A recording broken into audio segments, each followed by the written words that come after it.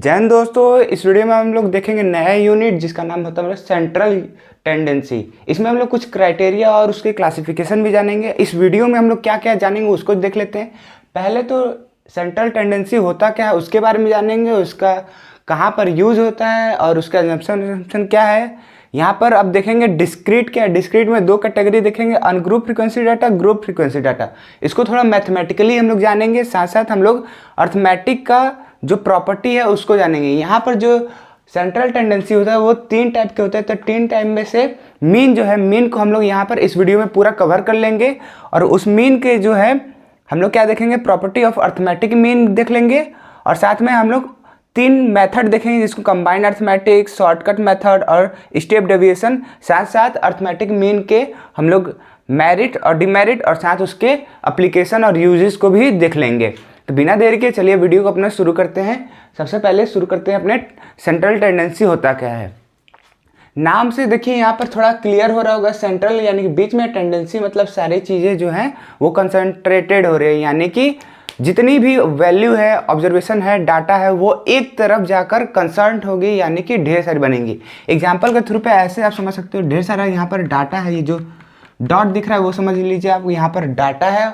और कहीं पर देखोगे एक जगह ऐसे जाके यहाँ पर कंसर्न कर रही है, यानी कि वो इकट्ठा हो रही है ज़्यादातर। यहाँ पर देखो, यहाँ पर दिख रहा है, तो सेंट्रल टेंडेंसी जो होगा इस साइड होगा। ये जरूरी नहीं है कि आपको सेंट्रल में मिले, आप इधर करके कोने में भी बना सकते हो, उससे कोई मतलब नहीं होता है।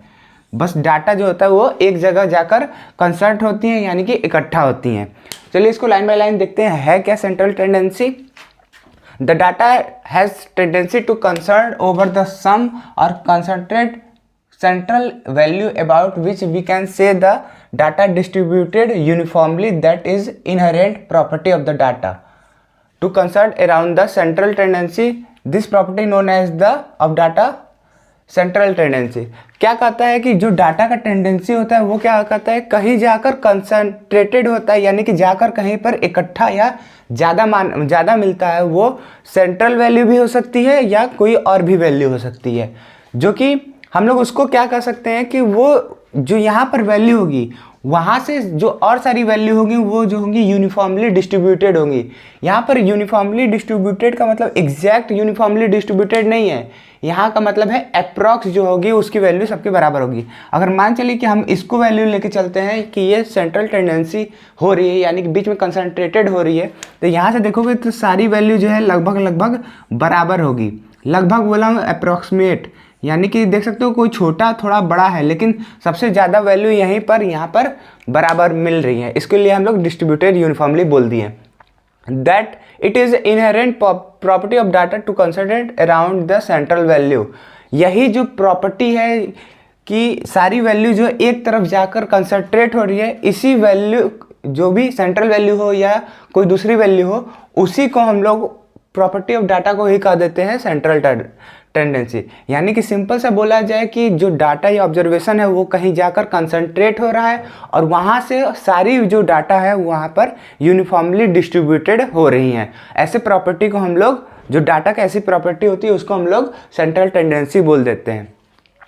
Measures of the central tendency, यानी कि सेंट्रल टेंडेंसी को नापते कैसे है, कहाँ पर यूज होता है, थोड़ा उसको देख लेते हैं। Statistical tools which are use to find the central value around which the data is concentrated is called measure of the central tendency. Measure of central tendency कुछ नहीं है, देखो ये अभी जान लिए कि कहीं वैल्यू जाके कंसंट्रेट होगी, लेकिन उसी को नापने को ही हम लोग बोल देंगे कि major of the central tendency. लेकिन ये तो हम एग्जैक्ट वर्ड बता दिए, लेकिन थोड़ा सा ब्रीफ में जाइए तो कह दो कि एक टूल है जिससे हम लोग सेंट्रल वैल्यू मालूम करते हैं जहाँ पर ढेर सारी डाटा जो है कंसंट्रेट होती हैं। बस ऐसा समझ लो कि एक ऐसी वैल्यू जहाँ पर ढेर सारी डाटा सबसे पास में पड़ेंगी, या कह सकते हो एक तरह का एवरेज। क्योंकि ये सेंट्रल टेंडेंसी का दूसरा नाम समझना है तो यहाँ पर एवरेज से आप अच्छे तरीके से समझ सकते हो, क्योंकि ये जो तीनों मेथड है, मीन, मीडियन, मोड, ये तीनों जो है वो एक तरह का एवरेज ही माना जाता है।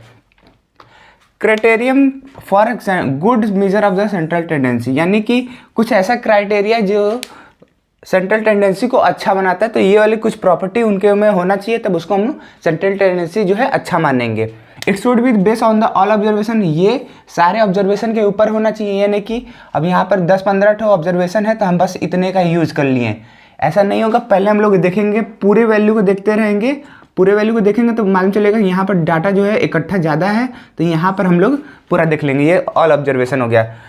It should be easy to calculate, comprehend and understood, ये जो है आसानी से कैलकुलेट हो जाता है तीनों, और ये समझने के लिए भी आसानी है। और यहाँ पर कंप्रीहेंड का मतलब होता है कि कोई चीज़ को ऐड करना, यानी कि अब कुछ ऑब्जर्वेशन है, हम उसका सेंट्रल टेंडेंसी निकाल चुके हैं, और फिर तुम बाद में आके कहते हो कि हम कुछ और ऑब्जर्वेशन देते हैं, उसी में जोड़ दीजिए। तब मान चलो ये अभी जो जोड़ रहे हैं, ये तुम नया ऑब्जर्वेशन दिए हो, तो इसको लोग ब्लू से कर दिए, यहाँ पर देखो ये ब्लू से कर दिए, तो इसमें कोई दिक्कत नहीं होता है। क्या करेंगे हम लोग कि ये जो ब्लू वाला पार्ट है उसको अलग कर लेंगे, ब्लैक वाला पार्ट अलग कर लेंगे, या उसी में कंसर्ट करके हम लोग अलग से प्लस कर देंगे, उसको हम लोग कंप्रीहेंड प्रॉपर्टी कहते हैं। It should B not much affected by sampling fluctuation, जैसे जैसे देखो, अब जब हम लोग पूरे डाटा या ऑब्जर्वेशन को लेते हैं तो उसमें हम पूरे डाटा को नहीं लेते हैं।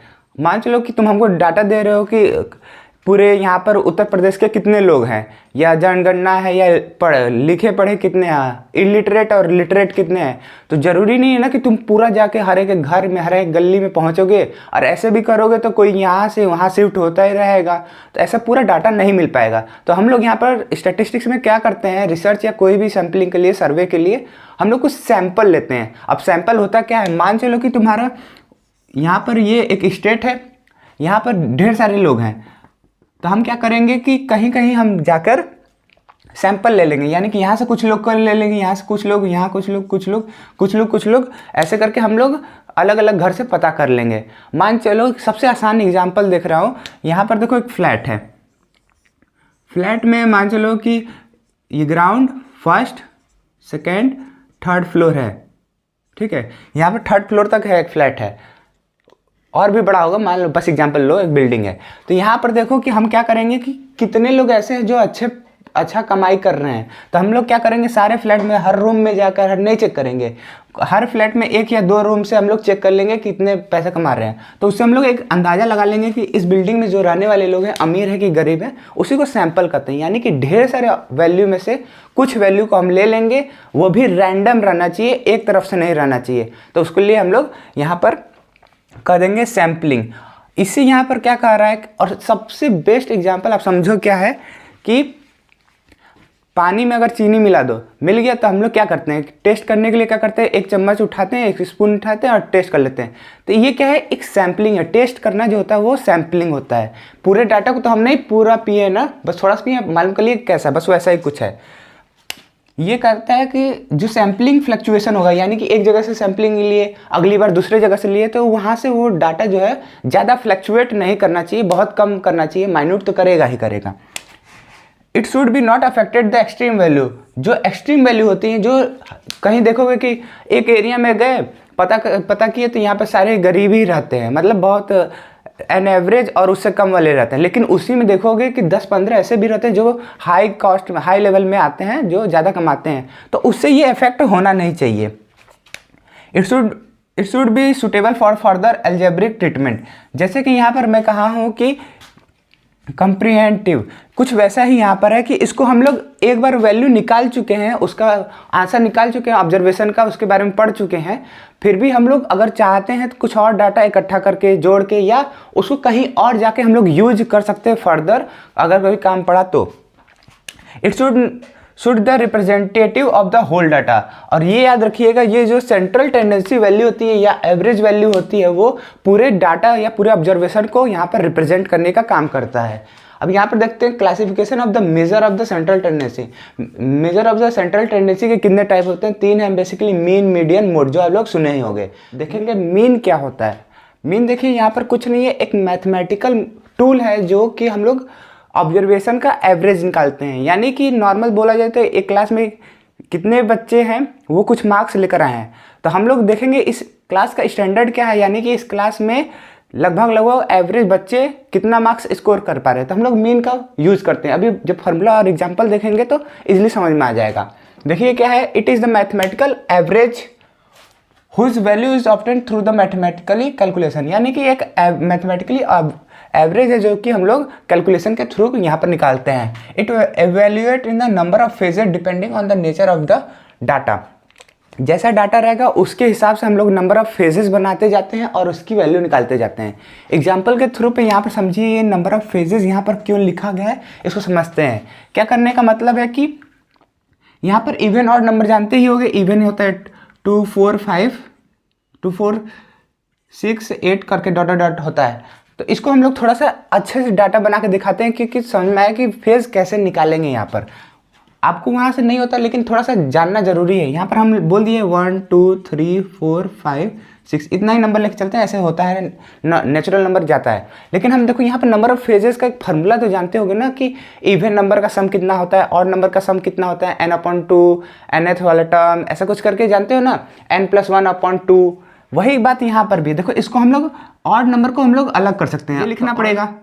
तो मीन निकालने के लिए नॉर्मली अगर हम लोग प्लस करेंगे और उसके नंबर ऑफ टोटल नंबर से डिवाइड कर देंगे 6, तो इसको हम लोग फेज में कैसे डिवाइड करेंगे, तो यहाँ देखो इसको हम लोग लिख सकते हैं 1 + 3 + 5 + 2 + 4 + 6। बस हम क्या किए हैं कि इसको थोड़ा सा रीअरेंज कर दिए। ध्यान देखो कि ये ऑड हो गया, ये इवन हो गया, और इसको हम लोग जब एलसीएम लेते हैं तो एलसीएम को हम लोग तोड़ भी सकते हैं। तो इसको हम लोग ऐसे लिख लेंगे 1 + 3 + 5 + 2 + 4 + 6। इसको एलसीएम को हम लोग ऐसे लिख लेते हैं। तो यहाँ पर देखोगे कि दो तरीके का फॉर्मूला बन जाएगा, यहाँ पर ऑड के लिए, यहाँ इवन के लिए। कहोगे ये तो छोटा सा है, इसको हम लोग क्या करें। अरे यही चीज़ अगर सीरीज में रहा, लंबा डॉट डॉट चलता रहा 5 6 7 8 9 10 11 करते हुए, तो उसको हम लोग फॉर्मूला के थ्रू ही तो करेंगे। तो यहाँ देखो 2 फेज बन रहा है, तो डिपेंड किस पे हुआ, ये नंबर ऑफ जो डाटा है उसके ऊपर डिपेंड हुआ कि इवन है ऑड है कि कैसा नंबर है। ठीक है, ये यहाँ पर हो गया। मीन फर्दर क्लासिफाइड, जो मीन होता है वो 3 तरीके का होता है। अर्थमेटिक मीन होता है, जियोमेट्रिक मीन होता है और हार्मोनिक मीन होता है। तो इस वाले वीडियो में हम लोग बस अर्थमेटिक मीन को जानेंगे। अगले वीडियो में हम लोग ये दोनों को कवर करेंगे, साथ साथ मॉड और मीडियन दोनों को कवर करते हुए जाएंगे। इसको कैपिटल AM से डिनोट करते हैं, कैपिटल GM और कैपिटल HM से डिनोट करते हैं। तो अर्थमेटिक मीन क्या होता है, it is the most widely use measure of the central tendency, it define as the ये। कहते हैं कि अर्थमेटिक होता क्या है। अर्थमेटिक मीन, सबसे पहली बात तो ये है कि जो सेंट्रल टेंडेंसी अभी पढ़े हैं, मीन मीडियन मोड, उसमें से मीन जो है सबसे ज़्यादा यूज़ करने वाली सेंट्रल टेंडेंसी होती है। क्योंकि आप लोग भी देखोगे कि कोई भी नंबर का एवरेज निकालना है तो मीन, मीडियन और मोड का नाम नहीं आता, पहले मीन का आता है, क्योंकि इतना कर चुके हैं उसको हम लोग। तो यहाँ पर देखो इसका फॉर्मूला कुछ इस तरीके का है कि जितने भी ऑब्जर्वेशन होंगे और उसको प्लस कर देना है और फिर काउंट करना है, उससे डिवाइड कर देना है। देखो यहाँ पर क्या किया था मैं, 1 2 3 4 5 6 ऑब्जर्वेशन थे, डाटा था, तो क्या किए 6 को प्लस कर दिए और काउंट किए तो कितना है 6 है, तो 6 से डिवाइड कर दिए। असलियत में ये जो फॉर्मूला है यही यहाँ पर लिखा हुआ है, sum of the all observation यहाँ पर divided by the total number of the classification या नंबर ऑफ ऑब्जर्वेशन, दोनों लिख सकते हो, दोनों सही है। इसको हम लोग जनरली स्मॉल x बार से डिनोट करते हैं। ये जो छोटा सा ऊपर ऐसा लाइन दिख रहा है इसको हम लोग बार कहते हैं। Calculate the arithmetic mean, AM को हम लोग कैलकुलेट कर रहे हैं अलग अलग चीज़ों के लिए। पहले हम लोग डिस्क्रीट के लिए करेंगे, फिर ग्रुप अनग्रुप सबके लिए कर लेंगे। डिस्क्रीट क्या होता है पहले मैं वीडियो बता चुका हूँ, भेजूंगा नहीं, यहीं पर सुन लो। डिस्क्रीट सिंपल सा क्या होता है कि जब हम लोग का डाटा होता है या ऑब्जर्वेशन होता है तो उसके बीच में वैल्यू अगर हम लोग लिख पाएँ, 2 वैल्यू के बीच में अगर हम लोग नहीं लिख पाए तब उसको हम लोग कह देंगे डिस्क्रीट है।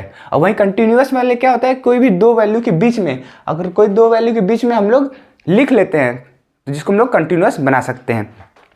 यहाँ पर देखो अब डिस्क्रीट डाटा क्या होता है, there is a number of the observation, यहाँ पर सच दैट x1 x2 ऐसे करते हुए ढेर सारे xn नंबर हैं हमारे पास। तो अर्थमेटिक मीन निकालने के लिए क्या करोगे, सबको प्लस कर दोगे, तो लो इसको हटाओ, सबको प्लस कर लोगे तो x1 + x2 + x3 + xn plus कर दिए, हाँ कर दिए। अब मैं क्या कहता कि जितने नंबर होंगे काउंट करो तो उसको डिवाइड करो। तो काउंट कैसे करोगे, यहाँ पे देखो 1 2 3 4 5 6 n है, तो n से हम लोग डिवाइड कर देंगे, तो यहाँ पर n आ जाएगा, इसको प्लस लिख लो, तो यहाँ पर n है। यही असलियत में फॉर्मूला है। तो लिखोगे x बार = सम ऑफ द ऑब्जर्वेशन, जो भी ऑब्जर्वेशन उसका sum upon total number of observation. कितने नंबर ऑफ ऑब्जर्वेशन है, तो यहाँ पर n था तो n से डिवाइड कीजिए। ये तो ठीक ठाक है, लेकिन इसको थोड़ा सा स्टैंडर्ड फॉर्म में लिखने का तरीका ये है। कहोगे इतना कठिन कैसे लिख के याद करेंगे, कुछ नहीं, देखो इसको तो याद कर सकते हो ना, ये यहाँ पर लिखा है, इसको बोलने की जरूरत नहीं है ना।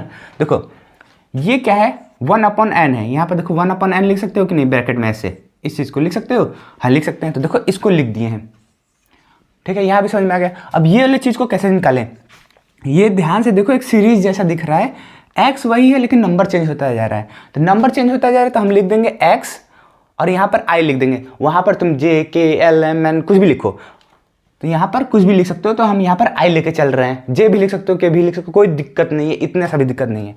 लेकिन देखोगे बुक में हर जगह i j k इतना ही चलता है, z डॉट तक चलता है। तो यहाँ पर ये xi लिख दिए। कैसे xi लिख देखो, x वही है, हाँ है, तो x लिख दिए। कौन चेंज हो रहा है, 1 2 3 चेंज हो रहा है, उसके नीचे जो है चेंज हो रहा है, तो उसके नीचे वाला जो है हम वेरिएबल से लिख दिए, i लिख दिए।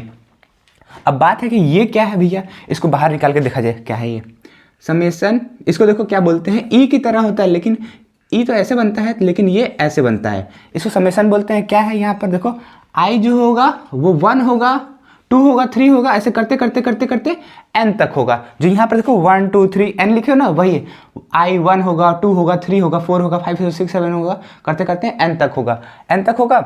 तो इसीलिए तो यहाँ पर xi लिखे हैं कि जो i जो है वो 1 भी हो सकता है, 2 भी हो सकता है, 3 भी हो सकता है, n भी हो सकता है। तो यहाँ पर ये वाली वैल्यू आ जाएगी, इसको हम लोग यहाँ पर लिख सकते हैं। लेकिन समेसन का मतलब होता है कि प्लस, यानी कि ये जब टूटेगा तो पहला वैल्यू लिखोगे 1, यहाँ पर 1 लिखे, ठीक है, प्लस, समेसन का मतलब होता है प्लस। फिर लिखोगे x, यहाँ पर i है तो अब 2 प्लस x3 करते करते x n, यहाँ पर n आ जाएगा। यहाँ समेसन का मतलब होता है कि प्लस, तो यहाँ पर ये वाली जो प्लस है उसको हम लोग यहाँ पर बना देंगे, तो ये हम लोग का फॉर्मूला हो गया। अब एग्जांपल के देख लो कि एक 6 ऑब्जर्वेशन दिया गया है, कुछ ऑब्जर्वेशन दिए हैं 2 1 3 5 6 7, इसका अर्थमेटिक मीन निकालिए। तो क्या करोगे, सबको प्लस कर दोगे और जितने नंबर है 1 2 3 4 5 6, तो 6 से डिवाइड कर दोगे, प्लस करो 6 से डिवाइड करो, जो आंसर है ये x बार में हम लोग डिनोट करते हैं। चलो और आगे देखते हैं ग्रुप फ्रीक्वेंसी डाटा क्या होता है। ग्रुप फ्रीक्वेंसी डाटा में कुछ नहीं, बस वेरिएबल दिया रहेगा, साथ साथ हम लोग वहाँ पर फ्रीक्वेंसी भी दिया रहेगा।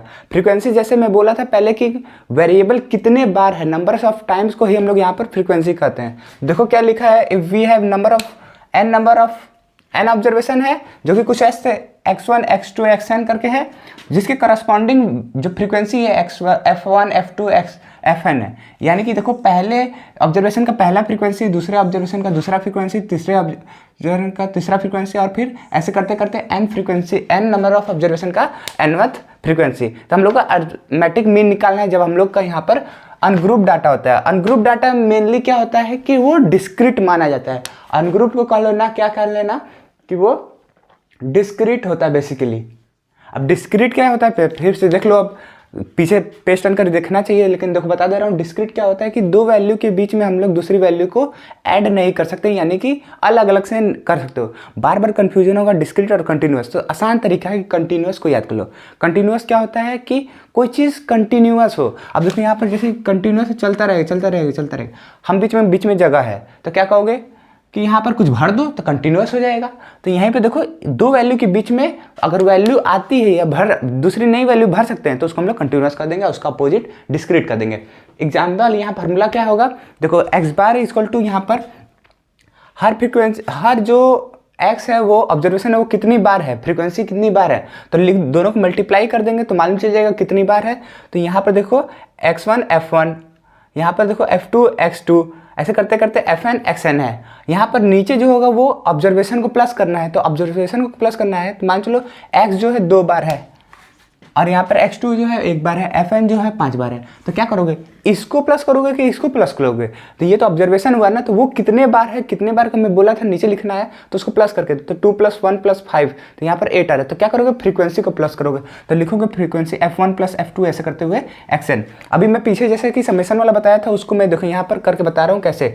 देखो नीचे क्या है, fn है, तो इसको हम लोग लिख देंगे, पहले नीचे वाला कर लिया जाए कि 1 समेशन होगा, किसका होगा, f का होगा। देखो f जो है हर जगह कॉमन है, तो f लिख दो। अब ये 1 से लेकर कहाँ तक है, n तक है, तो बोलेंगे i जो होगा, पहले वो i यहाँ पर i लिख दो, i जो होगा 1 से लेकर n तक होगा, तो ये यहाँ पर हो गया। अब ऊपर के लिए देखो कॉमन क्या है, fx कॉमन है, तो यहाँ पर लिखोगे fx लिख दोगे। अब कहोगे कि यहाँ पर 1 1 2 2 3 3 है, तो यहाँ पर समेशन लगाना पड़ेगा क्योंकि यहाँ पर प्लस लिखा है, तो यहाँ पर 1 जो i जो होगा वो 1 से शुरू होगा, तो यहाँ पर i लिख दोगे और यहाँ पर n तक जा रहा है। याद रखना कि यहाँ पर दोनों वैल्यू देखो 1 1 2 2 3 3 है, तो यहाँ पर i लिखें। अगर अलग अलग रहती तो हम यहाँ पर 1 2 यहाँ पर रहते तो यहाँ पर i j लिखते, तो यहाँ पर i का बताते, ऐसे हम लोग यहाँ पर j का भी बताते उस समय, लेकिन अभी इतना ही होगा, तो यहाँ पर हो गया। अब देखो एक बात को तुमको याद रखना पड़ेगा, और एग्जामिनर में जब यहाँ पर ऐसे लिखोगे तो क्या करोगे, इसको ध्यान से देखो, ये चीज़ यहाँ पर लिखा है, हाँ लिखा है भैया, तो ये नीचे वाला चीज़ जो है वो n बन गया है, ध्यान से देखो। तो ये असलियत में क्या है, ये जो है वो फार्मूला है, क्या चीज़ का फार्मूला, तो यहाँ पे लिख दोगे कि n जो होता है वो इक्वल टू होता है summation i goes from 1 to n यहाँ पर xi fi, यानी कि नंबर ऑफ फ्रीक्वेंसी को जब सम करते हो तो उसको हम लोग कैपिटल n से डिनोट करते हैं, यानी कि पूरा फ्रीक्वेंसी कितना है, कैपिटल n है, यही तो है पूरा फ्रीक्वेंसी यानी कि समेसन। तो यहाँ सम किए तो यहाँ पर नीचे वाली की वैल्यू क्या आ गई, n आ गई, तो n लिख दिए, और यहाँ पर ऊपर कुछ नहीं था तो 1 से डिवाइड कर दिए, तो ये वाला फार्मूला बन गया x बार equal to 1/n summation i goes from 1 to n। इसको पढ़ने का तरीका है i goes from 1 to n summation i goes from 1 to n fi xi, ये फार्मूला बन गया। अब यहाँ पे देखो एग्जाम्पल लिखो है, जो ब्लू से लिखा है वो तुमको क्वेश्चन में ऑलरेडी दिया रहेगा। अब ऐसे लंबे में लिख के नहीं देखा, ऐसे देगा xi जो है इतनी है, fi जो है इतनी है, यानी कि 1 जो है 2 बार है, 2 3 बार है, 3 जो 4 बार है 4 है, 1 बार है 5 है, 2 बार है। तो इसको हम लोग क्या कर लिए, सॉल्व कर लिए, क्या कर लिए, फार्मूला में देखो, फार्मूला में क्या चाहिए, पहली बात तो n चाहिए, यानी कि जो फ्रीक्वेंसी होगा उसका सम चाहिए, ठीक है, उसको रखे रहेंगे। तो यहाँ देखो फ्रीक्वेंसी दिया है, हाँ दिया है, तो इसको क्या कर देंगे, हम सम कर लेंगे। ये वाला फार्मूला देखो यहाँ पे लिखा है, इसी को हम लोग चुपचाप से लिख दिए और सम कर दिए, तो सम करेंगे तो 12 आएगा, तो 12 लिख दिए। अब देखो ये वाली चीज़ मिल गई, अब ये वाली चीज़ कहाँ से लाए, तो कह रहा है कि x और f को मल्टीप्लाई तो करो, तो यहाँ x और यहाँ f है, तो दोनों को मल्टीप्लाई करोगे तो लिखोगे 2 1 2, 2 3 6, 3 4 12, ऐसे करते हुए लिख दोगे। फिर बोला था कि समेसन यानी कि प्लस कर देना, तो सारे को प्लस करोगे तो क्या आएगा 34 आएगा। ये चीज़ देखो, ये वाला यहाँ से समझ में आएगा, तुरंत समझ में आएगा 34, यानी कि इसकी वैल्यू ये हो गई और इसकी वैल्यू ये होगी। तो हम क्या करेंगे, फार्मूला लिखें, इसकी वैल्यू कितनी है 34, n की वैल्यू कितनी है 12 है, अपॉन में तो नीचे आएगा, डिवाइड की, तो ये आंसर हम लोग का x बार आ गया। किसके लिए, यहाँ पर अनग्रुप फ्रीक्वेंसी के लिए, डिस्क्रीट के लिए, यानी कि बीच में वैल्यू नहीं ऐड होता है। वहीं पर हम लोग ग्रुप फ्रीक्वेंसी डाटा को देखते हैं। ग्रुप फ्रीक्वेंसी डाटा क्या होता है, कंटिन्यूअस होता है, यानी कि बीच में वैल्यू हम लोग ऐड कर सकते हैं बार बार। क्लास इंटरवल देखो, इसलिए क्लास इंटरवल लिखा है कि इसके बीच में का, इसके बीच में का, बीच में जब बोलेंगे तो ऑटोमेटिक उसमें हम कुछ वैल्यू भी ऐड कर सकते हैं। तो 0 से 10, 10 से 20, 20 से 30, बेसिकली देखो अनग्रुप में देखो यहाँ पर नॉर्मल है, यहाँ पर ग्रुप वाले में क्लास इंटरवल चलता है। तो ब्लैक वाला जो है वो क्वेश्चन है, ब्लू वाला जो है आंसर है। यहाँ पर क्लास इंटरवल 0 से 10 ऐसे करके लिखा है। फ्रीक्वेंसी दिया है कि जो x है वो 5, x जो है वो कितनी बार है यहाँ पर, तो 5 जो है 2 बार, 15, 4 बार, 25, 3 बार ऐसे करके लिखा है। तो क्या करेंगे, फार्मूला तो वही लगेगा। यहाँ पर n क्या होता है, फ्रीक्वेंसी का सम होता है, तो फ्रीक्वेंसी का सम करो, तो ये लिखो 2 4 5, 2 + 3 4, 2 + 4 + 3 + 1 + 2 करोगे तो यहाँ पर 12 आएगा। यहाँ पर बस 12 नहीं लिखना है, ऐसे जैसे लिखा हो ना कि समेसन, यहाँ पर लिखोगे, जगह नहीं था, summation xi = 1 n goes from fi, इसको लिखोगे तो आंसर है यहाँ पर 12 आएगा। यहाँ पर देखो x बार की कुछ जरूरत नहीं है, कहीं देखो नहीं है, fi और xi चाहिए क्योंकि मल्टीप्लाई में, तो मल्टीप्लाई कर दिए, मल्टीप्लाई किए तो आया 10, मल्टीप्लाई किए तो आया यहाँ पर 60, ऐसे मल्टीप्लाई कर दिए। समेसन बोला था, सबको क्या कर देंगे, प्लस कर देंगे, प्लस किए तो इतना आया। यहाँ पर भी लिखोगे summation i goes from 1 to n fi xi = ये, तो ये जो वैल्यू आई है यहाँ पर पुट कर देना, यहाँ पर इतने देखो इसकी वैल्यू आ गई, और यहाँ पर n की वैल्यू 12, डिवाइड करोगे तो आएगा 22.5। अब कहोगे कि ये जो है हम लोग नॉर्मली इसको फ्रैक्शन के फॉर्म में भी छोड़ सकते हैं, नहीं छोड़ना है, यहाँ पर पॉइंट में लाना है। और जब हम लोग सेंट्रल टेंडेंसी पढ़ते हैं तो सारी जो मीन मीडियन मोड जो है भी है, अर्थमेटिक है, यहाँ पर ज्योमेट्रिक है, हार्मोनिक है, सबको हम लोग अगर पॉइंट में जा रहा है तो पॉइंट में लिख के ले जाते हैं, फ्रैक्शन में नहीं छोड़ते, क्योंकि ये एक तरह का वैल्यू ना है। अब फ्रैक्शन में वैल्यू तुमको बोलेंगे तो समझ में नहीं आएगा, लेकिन वही बोलेंगे 2.5, हाँ समझ में आ रहा है। अब वही बोलेंगे हम लोग 1/10, तो ये कौन सा वैल्यू, तो तुमको बोलेंगे 0.1, हाँ थोड़ा समझ में आ रहा है। कुछ ऐसे वैल्यू अगर हम लोग मार्क्स वर्क्स में कंपेयर करना चाहें तब रिजल्ट में देखोगे तो पॉइंट में बताता है, फ्रैक्शन में देखा तो अच्छा नहीं लगेगा ना, कुछ वैसा ही है। चलो और आगे देखते हैं। जैसे कि अब तुम लग रहा होगा वीडियो लॉन्ग है, लेकिन इंपॉर्टेंट बढ़ते जा रहा है और टॉपिक जो है और अच्छे आते जा रहे, कोई चीज़ स्किप मत करना, लास्ट में कुछ एक इंपॉर्टेंट चीज़ भी बताऊंगा, उसको सुन के जाना। तो चलिए अब हम लोग देखते हैं प्रॉपर्टी ऑफ अर्थमेटिक मीन। सबसे पहला प्रॉपर्टी जो है वो क्या है, ऑब्जर्वेशन से जितना भी डेविएशन होगा अगर उसका सम करेंगे तो वो हम लोग का आएगा 0। इसको समझ में नहीं आएगा तो बहुत आसान तरीके से एग्जाम्पल के थ्रू हम लोग समझेंगे। मान चलिए कि ये देखिए ऑब्जर्वेशन है 1 2 3 4 5, ये ऑब्जर्वेशन है, काउंटिंग नहीं समझिएगा, सीरीज नंबर से नहीं समझिएगा, ऑब्जर्वेशन हम लोग को मान चलिए। इसका मेनली पहले देख लो कि ये होता क्या, algebraic sum of the deviation of the observation about it arithmetic mean is zero, यानी कि अर्थमेटिक मीन जो भी आंसर आएगा अगर उससे हम लोग कोई भी डिविएशन लेंगे और उसको सम करेंगे तो उसका हमेशा वैल्यू जो होगा जीरो होगा। कुछ इस तरीके का देखो, अब यहाँ पर अर्थमेटिक मीन से कोई भी चीज़ डिविएशन लेंगे, डिविएशन का मतलब माइनस करेंगे या उससे थोड़ा सा आगे पीछे जाएंगे, तो डिविएशन करेंगे और उसका सम करेंगे तो उसकी वैल्यू होगी जीरो। ये इसका फॉर्मूला हो गया। अब चलिए इसको देखते हैं क्या है। यहाँ पर देखो ऑब्जर्वेशन है 1 2 3 4 5 है, तो इसका अर्थमेटिक मीन निकालोगे तो तुम्हारा आएगा 3। बीच का ही वैल्यू आता है, एवरेज ही वैल्यू आता है। अगर निकालना चाहो तो निकाल लो, सबका सम अपॉन 5 नंबर है तो 5 से डिवाइड करोगे तो आंसर आएगा 3। तो यहाँ पर देखो जो मीन होगा वो क्या होगा, हम लोग का 3 आ जाएगा। तो यहाँ पर 3 लिख दो, मीन की जगह 3 3 3, ठीक है। अब यहाँ पर xi जो है वो यही वेरिएबल होता है तो इसको वैल्यू लिख दो 2 3 4 5।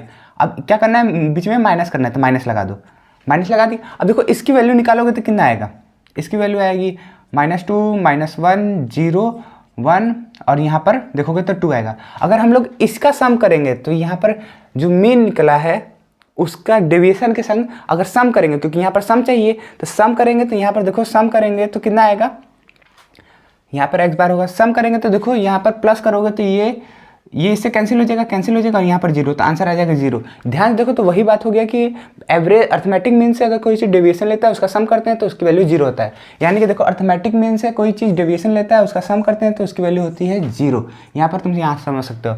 यहाँ पर डिस्क्रीट कंटिन्यूस दोनों के लिए समझते हैं। डिस्क्रीट के लिए यानी कि नॉर्मल ऑब्जर्वेशन के लिए, अगर कंटिन्यूस के लिए यानी कि फ्रीक्वेंसी याद करके रखना है ऐसे, ठीक है। या ऐसे कर सकते हो, डिस्क्रीट छोटा है तो इसमें फ्रीक्वेंसी या कुछ नहीं आएगा, छोटी वैल्यू बस नंबर आएंगी, और कंटिन्यूस थोड़ा सा बड़ा है इसका मतलब यहाँ पर फ्रीक्वेंसी या कुछ चीज़ ऐड हो जाएगा, ऐसे याद कर लो।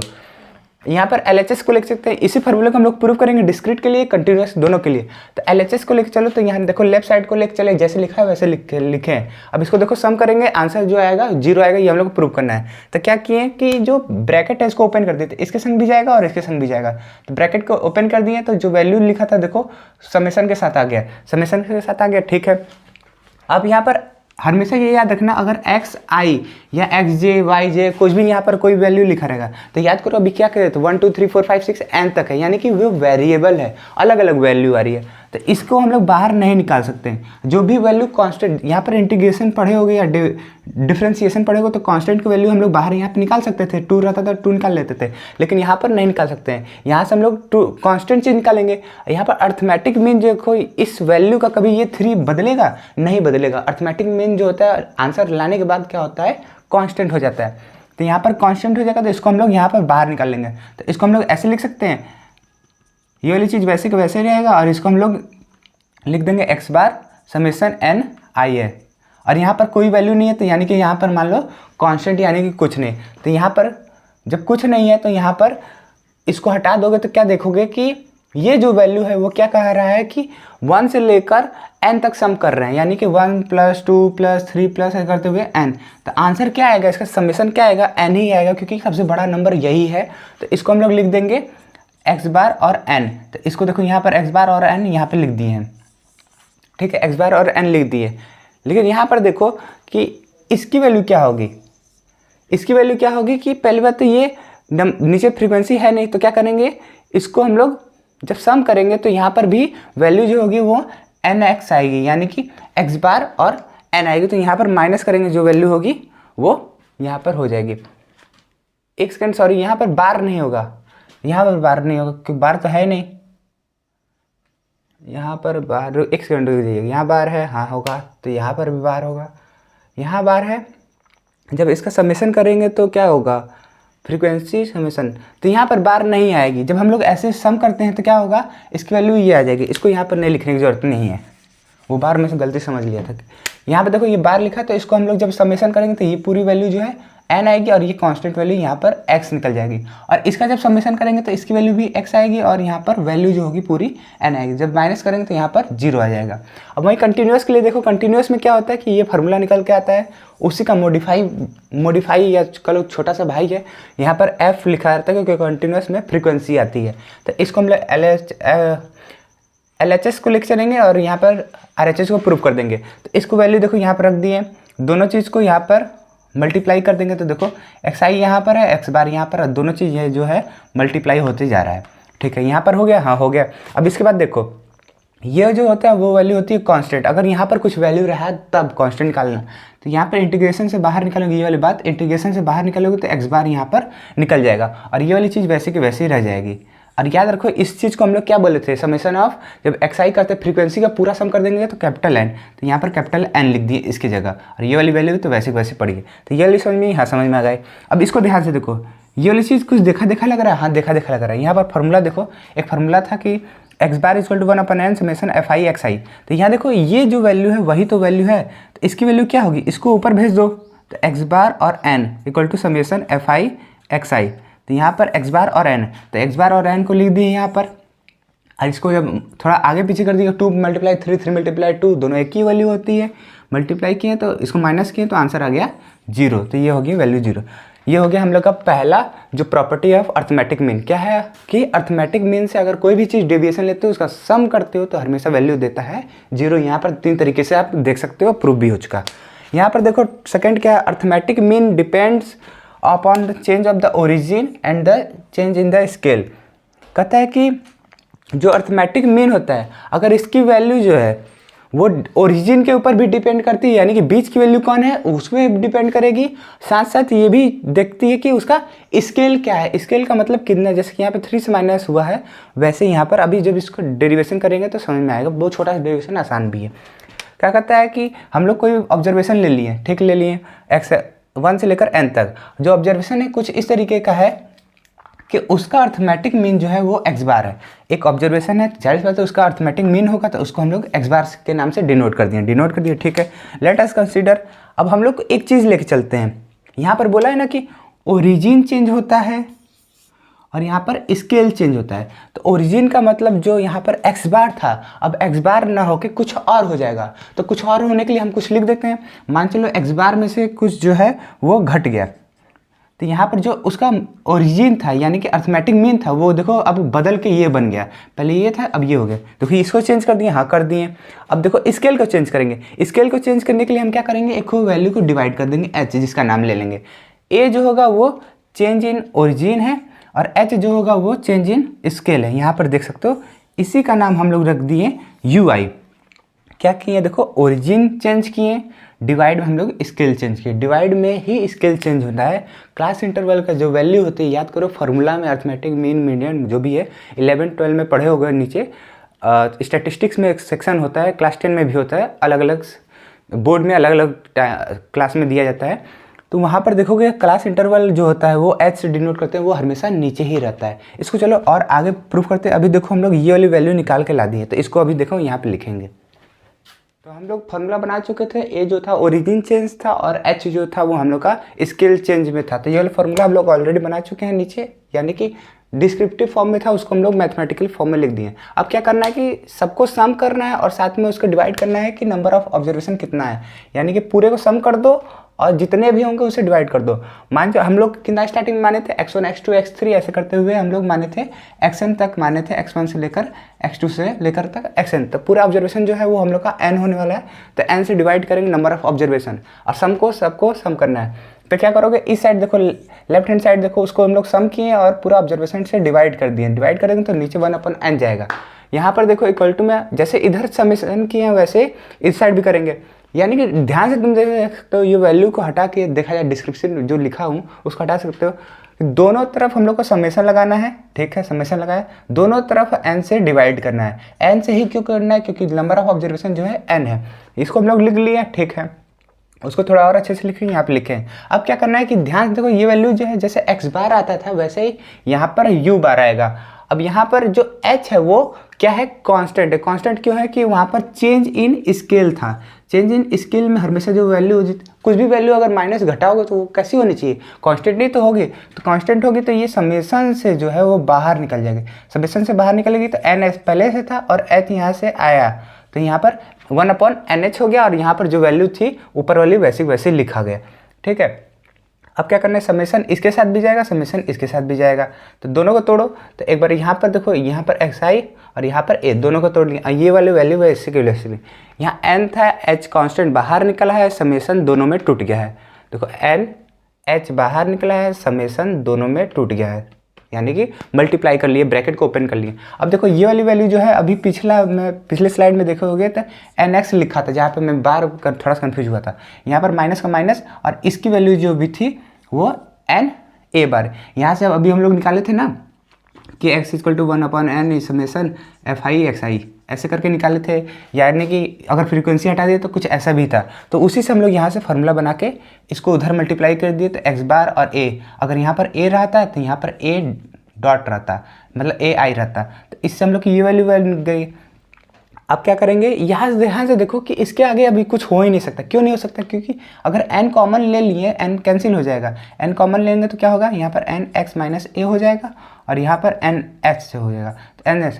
तो ये देखो x माइनस a h, यानी कि फिर से वैल्यू वैसा ही कुछ आने लगा। एक पर्टिकुलर एक वैल्यू, कांस्टेंट वैल्यू के लिए भी वही आने लगा। यानी कि अगर तुम कोई भी ओरिजिन से डिफरेंस करोगे या स्केल से डिफरेंट करोगे तो वो आंसर पर भी डिफरेंस आंसर देगा, यानी कि u बार पर भी देगा। तो ये वाला फॉर्मूला लिखे आका दिए कि ये दिखाता है कि जो AM अर्थमेटिक मीन है वो चेंज इन ओरिजिन और चेंज इन स्केल दोनों पर डिपेंड करता है। ये क्वेश्चन जो है बहुत इंपॉर्टेंट वाला होने वाला है, ये वाला स्टैंडर्ड वाला। कहता है कि प्रूफ करिए कि अर्थमेटिक जो होता है वो चेंज इन ओरिजिन पे डिपेंड करता है और स्केल पे करता है। कभी कभार ये प्रैक्टिकल में भी आता है, वाइवा में कैसे पूछा जाता है, क्या अर्थमेटिक मीडियन, अर्थमेटिक मीन जो होता है वो ओरिजिन और स्केल पे चेंज जब होता है तो उस पर डिपेंड करता है, हाँ ना, ये आंसर रहता है। अब थर्ड वाला प्रॉपर्टी देखते हैं अर्थमेटिक मीन का क्या है।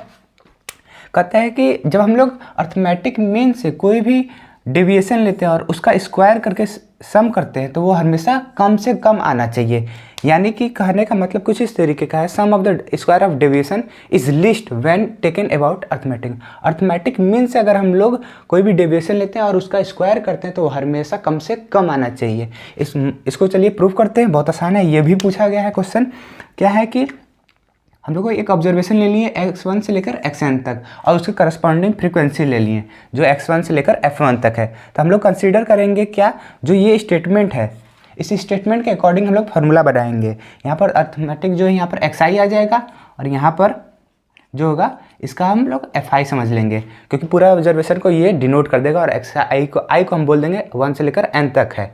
ठीक है, तो बोलेंगे consider the sum of the square of the deviation about the any a as, जो कि हम लोग यहाँ पर देख चुके हैं। यही चीज़ को यहाँ पर लिखा गया क्योंकि इसी चीज़ को हम लोग को फार्मूला बनाना है। तो मान लो कोई एक z है जिसका हम लोग देखो a जो है वो अर्थमेटिक मीन यहाँ पर डिनोट करने जा रहा है और यहाँ पर कोई भी डेविएशन लेते हो उसका स्क्वायर करते हो वो कम से कम आना चाहिए, यानी कि z को हम लोग कम से कम दिखाना है। फ्रीक्वेंसी है तो फ्रीक्वेंसी को मल्टीप्लाई करेंगे जो कंटिन्यूअस वाले में था। तो क्या करेंगे, इस चीज़ को उठाएंगे, कहेंगे जब लिस्ट है तो उसका डेरिवेशन जो है वो 0।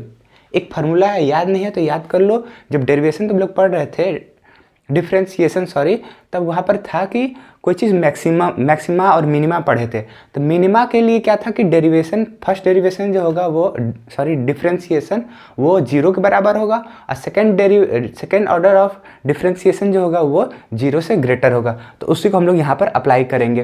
देखो minimum z with the respect of a, इसको लिख दिए। मिनिमम हम लोग को प्रूव करना है तो क्या करेंगे, डिफ्रेंशिएशन इस z का लिए, डिफ्रेंशिएशन इस z का लिए किसके रिस्पेक्ट में, a के रिस्पेक्ट में। तो पहला जो होगा वो 0 के बराबर होगा। इसको हमको करके देखना पड़ेगा। तो यहाँ पर मैं करके देखता हूँ, समेसन ni = 1, यहाँ पर fi xi माइनस a = 0। अगर हम लोग इसका डिफ्रेंशिएशन लेंगे तो क्या होगा, यहाँ पर a के टर्म में ये देखो बता रहा हूँ कैसे होगा, तुम कर लेना। देखो क्या कहते हैं कि इसकी वैल्यू जो है ये इसमें मल्टीप्लाई करना, इसमें मल्टीप्लाई करना। उससे पहले यहाँ पर लिखा है पावर 2, तो इसका पहले फार्मूला ब्रेक करना है, a + b का होल स्क्वायर, सॉरी माइनस में फार्मूला ब्रेक किए, फिर इसको इससे मल्टीप्लाई किए, फिर उसका डेरिवेशन, तो फिर हो जाएगा ना, कांस्टेंट को बाहर निकालना, वेरिएबल को डिफरेंशिएट करना। तो इसको हम लोग उसको स्टेप में नहीं लिख के दिखाते हैं, ये ऐसा हायर जब में आए हो तो ऐसा लिख के दिखाने की ज़रूरत नहीं है। तो सीधा से कहेंगे उसकी वैल्यू 0 होती है तो हम लोग को क्या मिलेगा, 2 आगे आएगा और ये समेसन मिलेगा।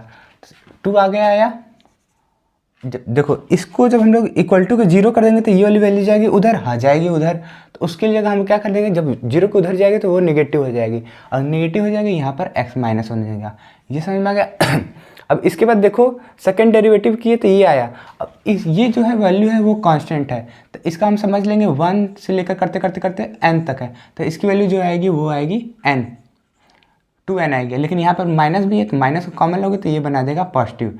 यहाँ माइनस था पॉजिटिव बना देगा। इसका मतलब 2n जो है वो ग्रेटर है, यानी कि ये प्रूफ हो गया कि ये जो है मिनिमम वैल्यू है जो यहाँ पर z लेके चल रहे थे। इसको और वैल्यू वाला हम लोग निकालने की कोशिश करेंगे तो क्या होगा कि इस वैल्यू को देखो, जो भी मैं कह रहा था उसको यहाँ पर देख लो, इसकी वैल्यू उठाकर यहाँ पर देखो लिखे, z की वैल्यू लिखे, उसका डेरिवेशन किया तो पावर आगे पावर में से एक कम, ये लिख दिए।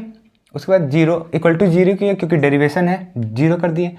यहाँ पर देखो एक वैल्यू ये है और एक वैल्यू ये है, दोनों का मल्टीप्लाई करके वैल्यू 0 आ रहा है, यानी कि ये 0 के बराबर होगा, नहीं तो ये 0 के बराबर होगा। तो हम कह सकते हैं कि ये तो 0 के बराबर है ही नहीं, तो इसको हटा दो तब ये 0 के बराबर होगा। तो ये 0 के बराबर, कोई भी वैल्यू होती है 0 के बराबर मल्टीपल में होती है 0 के बराबर तभी हो सकती है कोई एक वैल्यू 0 हो। तो ये जो है 0 की वैल्यू के बराबर हो गई। अब ये देखो इसका जो है इसे मल्टीप्लाई करो और इसके मल्टीप्लाई करो, इसे मल्टीप्लाई करने के बाद क्या करोगे, इक्वल टू के उधर भेज दो, इक्वल टू के उधर भेज दिए, हाँ भेज दिए। देखो अभी इक्वल टू उधर नहीं भेजे, भेज देंगे। अभी इसको पहले मल्टीप्लाई कर दिए, हाँ कर दिए। उसके बाद जब मल्टीप्लाई कर लिए तो उसके बाद क्या करोगे, इस चीज़ को जो बोला था उस साइड भेजने को यहाँ पर उस साइड भेज दो। भेज दोगे तो क्या होगा, इसकी वैल्यू मालूम है क्या है, NA है, और इसकी वैल्यू जो है FI लिखा है तो यहाँ पर n बार होगा। ये दोनों ही जो है एक ही तरीके से आया हुआ किसी तरीके का है, ये 1/n जो कब से पढ़े जा रहे हैं, समेसन FI/XI। इसी फॉर्मूले से ये उधर भेज दोगे, मल्टीप्लाई में आ जाएगा। देखो यहाँ पर अगर a रहता तो यहाँ पर भी a रहता, तो ये NA और इसकी वैल्यू देखो, और यहाँ पर वैल्यू, क्योंकि हम लोग डेरिवेशन जो है लेके चल रहे हैं हमेशा यहाँ पर a के रिस्पेक्ट में कर रहे हैं तो a ही आएगा। यहाँ पर देखो a है, इससे क्या होगा, n की वैल्यू कैंसिल हो जाएगी, ये दोनों बराबर हो जाएगा। इससे क्या मालूम चलेगा कि अर्थमेटिक मीन जो है वो कोई भी सीरीज़ का, कोई भी कांस्टेंट सीरीज़ का हमेशा कांस्टेंट आता है। ये तो अलग बात होगा, यहाँ पर तुम्हारा प्रूफ ऑलरेडी हो चुका है क्या कि ये लिस्ट है। अगर आने वाली वीडियो में हम लोग अपना जो तीनों मेथड है, शॉर्टकट, नॉर्मल एक है और एक ये है स्टेप डेविएशन मेथड है, और उसको देखेंगे क्योंकि वीडियो जो है थोड़ा लॉन्ग हो रहा है और अपलोड करने में दिक्कत होता है। कोई भी फीडबैक देना हो कमेंट आपके लिए ही ओपन है, अच्छा बुरा जो लिखना है, या नेक्स्ट टॉपिक क्या चाहिए, किससे रिलेटेड चाहिए, कैसी वीडियो और चाहिए तो वो ज़रूर बताइएगा। मिलते हैं अगले वीडियो में, फिलहाल के लिए नहीं। जय हिंद, जय भारत।